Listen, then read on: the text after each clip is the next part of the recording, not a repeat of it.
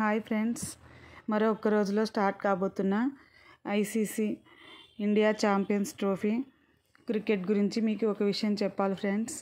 అదేంటంటే పాకిస్తాన్లో జరగబోతున్నాయి ఈ క్రికెట్ కరాచీ స్టేడియంలో.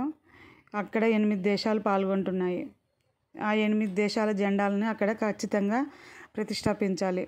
కానీ మన జెండాది మాత్రం అక్కడ పెట్టలేదు. దానికి కారణం ఏంటంటే మీకు వివరంగా తెలియాలి. దానికి కారణం ఏమిటంటే పాకిస్తాన్కి వెళ్ళడానికి మన భారత ఆటగాళ్ళు నిరాకరించారు. భారత ఆటగాళ్ళ భద్రత దృష్ట్యా వాళ్ళు వెళ్ళనన్నారు. దానికి బీసీసీఐ కూడా స్పందించి హైబ్రిడ్ సిస్టమ్ ప్రకారం మీకు దుబాయ్లో ఏర్పాటు చేస్తామని చెప్పారు. పాకిస్తాన్ వాళ్ళు దానికి ప్రతీకారంగా ఇలా చేశారని అందరు నెటిజన్లు అంటున్నారు. పాకిస్తాన్కి వెళ్లకుండా ఉన్నందుకు ఒక పెద్ద టోర్నీని జరపడానికి ఇండియా వాళ్ళు అంగీకరించారు 2 దేశాల మధ్య. మళ్ళీ దానికి బదులుగా టోర్నీ రేటు కూడా భారీగా పెంచారు.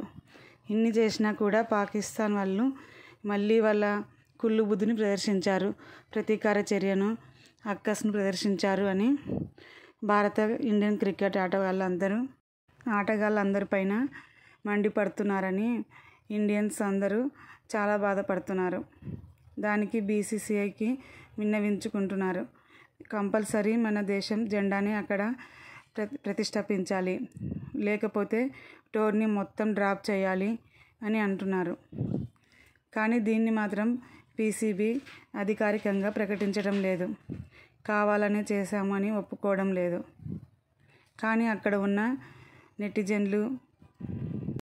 నెటిజన్లు, పత్రికా విలేకరులు, జర్నలిస్టులు అందరూ మాత్రం అందుకే చేసిందని వాళ్ళ అభిప్రాయాన్ని వెలిబుచ్చారు.